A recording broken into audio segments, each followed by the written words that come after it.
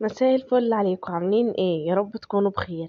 ما تيجي مع بعض نخزن حبة طماطم بما ان هي رخيصة و... وكتيرة في السوق، واحنا كمان داخلين على رمضان. فخدوا بالكم من الحتة دي، رمضان والاكل الاسعار بتزيد. فخدوا بالكم كويس جدا من الحركة دي، وخدوا بالكم ان هي كان الكيلو منها بيوصل 100 جنيه وب90 جنيه. فانتوا ليه ما نخزنهاش دلوقتي؟ رخيصة جدا. القفص عامل 130 كيلو ب130 جنيه، يعني مش فلوس.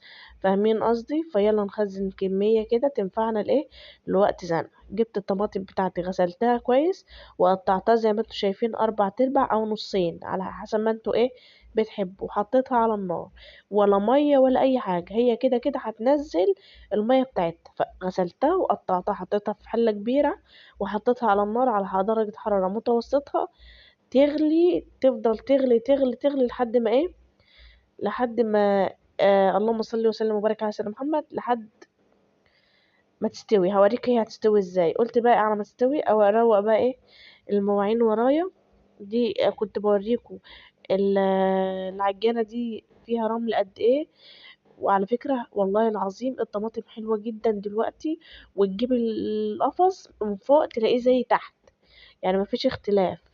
كلها جميلة. انا ما طلعتش يعني قالي طماطمية او اتنين اللي طلعتهم بايظين، وباقي الطماطم كلها حلوة جدا. فسهلة، ويا جماعة نوفروا على نفسنا الحاجة اللي هي رخيصة، نخزنها مفيش أي مشكلة، علشان لما تغلى تكون عندنا، وما نضطرش لجشع التجار ده ونشتريه بالشيء الفلاني. فاهمين قصدي؟ بس حطيتها على النار ورا وغطيتها وسبتها مع نفسها بقى على درجة حرارة متوسطة. وقلت بقى اما اجي اغسل المواعين معاكم كده وانا متحمسة، يعني بعد الايه، بعد الطماطم، عشان ما اضيعش وقت اكتر يعني. اهو. وكل واحد وكل شيخ وليه طريقة.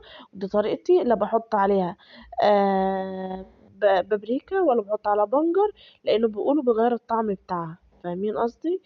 بس غسلت المواعين وجبت شوية رز وبدأت أنقيهم كده عشان خاطر أسويهم كمان.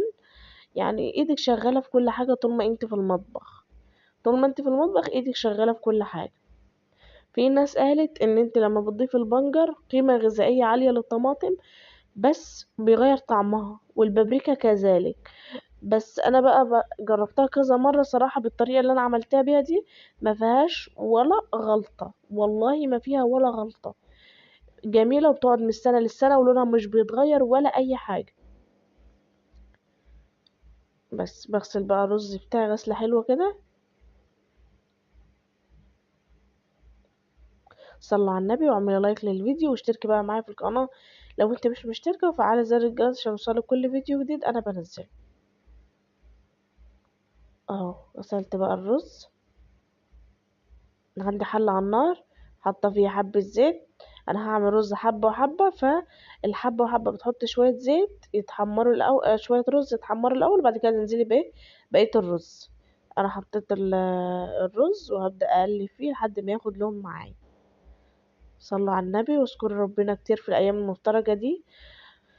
ربنا يغفر لنا ويسامحنا يا رب، ويرزقنا ويسترنا وبارك لنا في ولادنا. وكان عندي بقى السوق، كنت جايبة حاجات من السوق، طماطم، بتنجان، كرنبيت. انتوا بتقولوا عليه كرنبيت ولا قرنبيت؟ كرنبيت. وطماطم تانية للسلطة بقى وكده، وبطاطا. قلت برضو اشيلهم.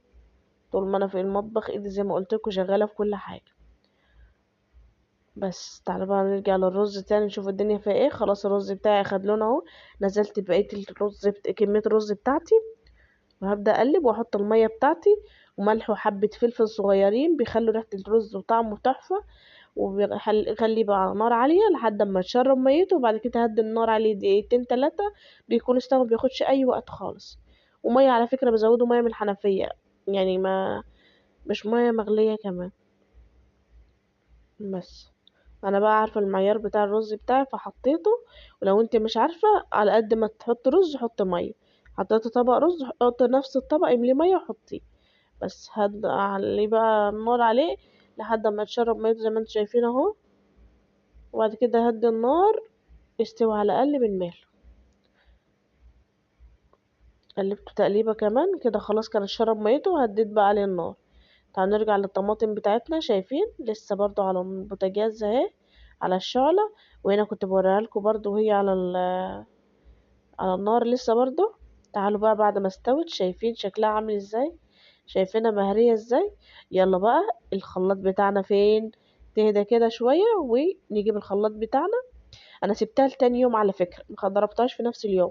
المصفى اللي هنحط فيها والبلاستيك اللي هنحط فيها او ايا كان الطبق اللي هنحط فيه تصفي فيه يعني، ولازم تتصفى، لازم تتصفى. هاخد بقى ايه بطبق كده، هاخد الطماطم بتاعتي في الخلاط وابدأ اضربها.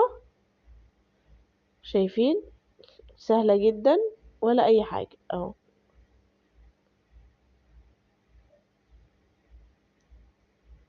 هنا كانت اللهم صل على سيدنا محمد، الطماطم كنت مالية الشفشة على الاخر فنزلت كده، فهرجع افضي شوية وارجع اكمل ضرب فيها عادي.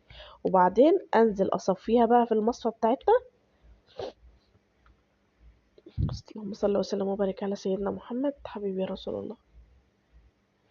بس ضربت الطماطم بتاعتي، هنجيب بقى المصفى بتاعتي وانزل فيها وابدا اصفيها، وهكذا وهكذا لحد ايه ما تخلص كل الكميه اللي عندي. شايفين بتنزل بسهوله ازاي وما حطيتلهاش ميه. لو تاخدوا في بالكم فيها ميه، كميه ميه قد ايه. هكرر بقى الايه الحاجه دي. بصوا بقى، في ناس بعد ما بتصفيها كده بترجع تاني تحطها على النار تتسبك خالص. انا بقى مش مع الفكره دي بصراحه. انا بضربها كده وبصفيها وبعبي في اكياس، وبعمل حسابي ان هي لسه فيها ميه هتتبخر، يعني بزود الكميه شويه وبس، بحطها في الفريزر على كده. وتتسبك دي لما اكون هعملها بقى في وقتها. دي كانت الكميه بتاعتي بعد ما ضربتها كلها زي ما انتم شايفين اهي. شايفين اللون بتاعها احمر ازاي، حلوه جدا مش صفرة، حمرا. وزي ما قلت لكم لما باجي اكيسها ببقى عامله حساب ازود شويه عشان خاطر لسه فيها كميه ميه، بدل ما ارجع اولع عليها تاني يعني دلوقتي وخلاص، بخلص نفسي بنجز نفسي. شايفين لونها حلو ازاي. خلاص كده كنت ضربت كل الكميه اللي عندي. على فكره الكميه مش واضحه في الكاميرا بس هي كانت كبيره جدا. تعالوا بقى كيستها كمان اهو. ده كان شكلها بعد ما اتكيست. دي نص الكميه على فكره، لسه باقي منها كتير. يا رب الفيديو يكون عجبكم والطريقه تكون عجبتكم، واشوفكم في فيديو جديد. مع الف سلامه.